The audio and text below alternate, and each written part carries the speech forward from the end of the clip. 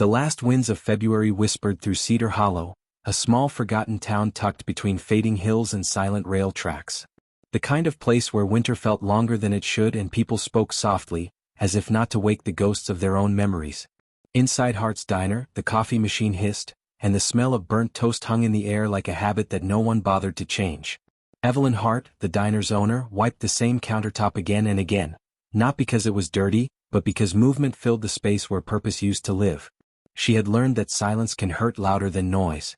Every night after closing, Evelyn performed a quiet ritual.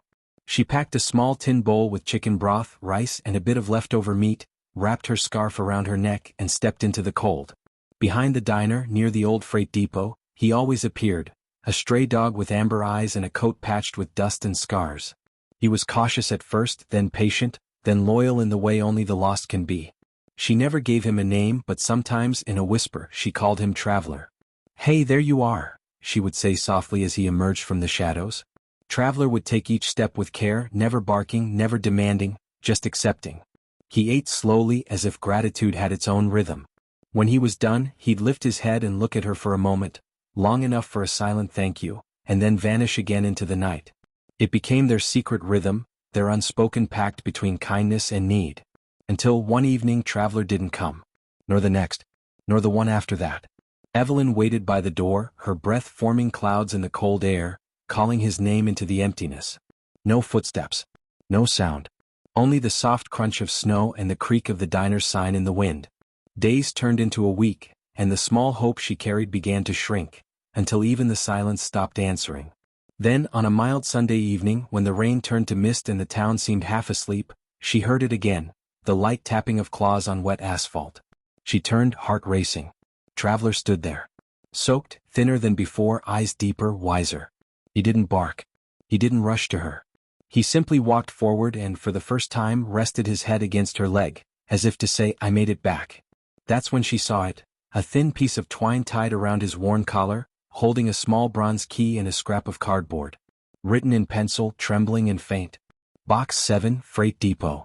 Evelyn's hands shook as she turned the key in her palm. The dog waited beside her, his breath steady, his eyes never leaving hers. He turned toward the direction of the depot, the same abandoned building where he used to disappear every night, and began to walk. She followed, her boots echoing against the cracked pavement. The old freight depot loomed like a skeleton of the town's memory, wooden beams warped by time, the scent of oil and rust hanging in the air. Traveler led her to the far corner, where a row of storage boxes sat under a flickering light. The seventh one had a small metal plate, number 7. The key slid in easily. The lock clicked open as though it had been waiting. Inside was a small wooden crate, and on top of it, an envelope marked in careful handwriting. To the woman who feeds the dog. Evelyn unfolded the letter with trembling fingers. The paper smelled of dust and rain. "My name is Thomas Reed. I live, or lived, in the shack behind the mill. I've watched you feed him every night. You didn't know I was there, but I saw you. I wanted to thank you, but kindness like yours doesn't need applause, it just needs to keep existing. The dog's name is Scout, though he probably answers to whatever name kindness gives him. If you're reading this, it means he found you again. Inside this box, you'll find a few small parcels. Deliver them if you can. Each one is meant for someone who once helped me or hurt me or simply existed when I forgot how to. I left the rest of my apologies in the wind. This is what remains." Evelyn looked down into the crate. Inside were 3 packages, each wrapped with string and labeled in pencil. Mrs. Klein, Pharmacy, New Glasses. Haley and Josh, Trailer 12 Heater. Ruth Miller, Yellow House, Envelope of photos. The dog sat beside her, quiet, patient, as if guarding the moment itself. The next morning, Evelyn began her quiet mission. At the pharmacy, Mrs. Klein, an elderly woman nearly blind without her thick lenses, opened the box and gasped. Inside were new reading glasses and a note that said, "For the woman who reads everyone else's prescriptions, someone should help you read your own world clearly again." Tears gathered behind the lenses as she slipped them on. "I can see the sign again," she whispered, her hands trembling. Next, Evelyn drove to the trailer park near the highway. Haley and Josh, a young couple with a baby wrapped in blankets, opened their door to her. Their heater had broken weeks ago and the nights had been cruel. The package contained a new portable heater and a paid utility voucher. The note said, "So your child won't learn what the sound of cold feels like. By the time she reached the yellow house at the edge of town, twilight had turned the snow to gold. Ruth Miller, a widow who rarely opened her curtains, stood at the door with a kind of suspicion born of long loneliness. She opened the envelope slowly and froze. Inside were old photographs, her husband, her younger self, and a pale dog with bright eyes.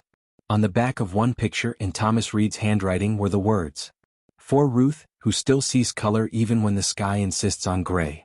Ruth's lips trembled. She pressed the photos to her chest and after a long silence, pulled out a second chair for Evelyn. They didn't speak. They didn't have to. Grief and grace often share the same language, silence. That night, when Evelyn returned to the diner, Traveler was waiting on the porch, tail barely moving like a candle in the wind. Around his collar hung another string, another key, smaller this time, painted red. Attached a note. Mingling Moon, Box 3. The moon that night was a thin silver crescent hanging low above the depot. Inside Box 3 was an old tape recorder and a single cassette labeled Play Me. Evelyn pressed the button. A man's voice filled the air, warm, worn, honest. "My name's Thomas Reed.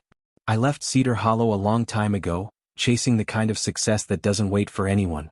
I found it, then lost it, and when I came back, no one remembered the man I'd been, only the mistakes I'd left behind. I was sick, broke, and tired of running. The dog found me first. Then he found you. Watching you kneel in the snow every night, feeding him, reminded me that mercy still existed in this place. It gave me a reason to fix what I could before I was gone. If you're hearing this, then Scout did his job. Be kind where I couldn't. Finish what I started." Beneath the tape sat a handwritten list of small tasks, mundane and beautiful. Paint the church fence. Buy a jacket for the mailman. Leave 2 bags of dog food at the vet's office. Replace the broken violin strings at the school. Evelyn smiled through tears. "All right, Thomas," she whispered. "We'll finish it." Over the following weeks, Cedar Hollow began to change, not in big, loud ways, but in quiet shifts only hearts could notice.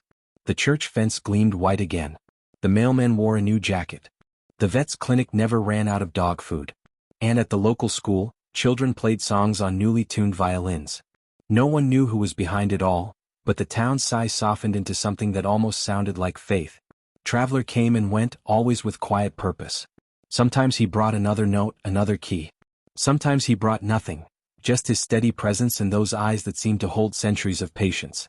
Until one evening, when the wind smelled of coming summer, he appeared again, this time walking through the diner's front door, something he had never done. He padded to an empty table, sat down and waited. Moments later, Ruth Miller entered. She froze, then smiled, tears blooming instantly. She reached into her bag and pulled out a photograph, her and her husband beside a younger Thomas Reed, all laughing, a pale dog sitting in front of them. "He took this," Ruth said softly. "He must have known, all along." The 3 of them, 2 women and a dog, sat quietly sharing coffee and memory until the world outside turned soft with dusk. As the months passed, Cedar Hollow began to hum differently. People helped one another without asking why. The air felt lighter. Sometimes at night, Evelyn still left a tin bowl by the back door, out of habit or hope or both. And then one morning Traveler was gone. Days passed. The bowl stayed untouched. But one night, under a thin crescent moon, she heard it again, those familiar footsteps on the wet pavement. She opened the door slowly. Traveler stood there, older, tired, without any key or message, only a white ribbon tied loosely around his neck. He rested his head against her knee, breathing slow and deep. She understood. "It's time, isn't it?" she whispered. He stepped back once, looked toward the open fields beyond town, and then toward her again. And then quietly he turned and walked into the mist. Evelyn stood watching until he became part of the landscape, the same way kindness dissolves into the world and keeps it alive. She left the bowl outside that night. In the morning it had been moved just slightly. Not emptied, not full. Just moved. Weeks later she found something small on the diner's doorstep. A wooden button, dark and smooth, the kind Thomas Reed had worn on his jacket.